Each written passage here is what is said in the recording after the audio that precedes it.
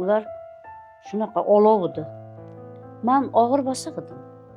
Men hamma narsaga hop deydigan biror marta qo'llarini mana shundoq ham qilmaganlar-da.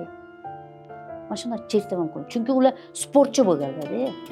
Ham sportchi, ham kaskadyor bo'lganliklari uchun agar biror narsani xato qilsam, biror narsani nima qilib qo'ygan bo'lsam, jahllari chiqib yo bo'lsa gap qaytarib qo'ysam, mana shuni ushlabdi, mana shuni qilib devor bitta urardi, devor yorilardi, bo'ldi, ketardilar.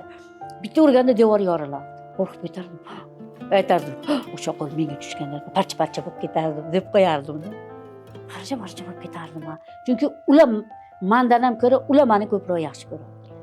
Shuning uchun ham urmaganlarmi deyman. Hech qachon urib yoki chertib biror narsa nima qilmaganlar. Hozirgacha masalan shunaqa. Endi aytishib qolardik bir-birimiz bilan. Mana vaqtlar o'tib, mana yoshimiz katta bo'lib, mana masalan bemalol ular bilan, ular ham men bilan bemalol tortishib qolamiz, gaplashamiz. 20 minut xafa bo'laman xolos. Qanaqa inson bo'lishidan qat'iy nazar o'sha inson kim bilan urushsam 20 minut xafa bo'laman o'sha insondan. Kechirib olaman.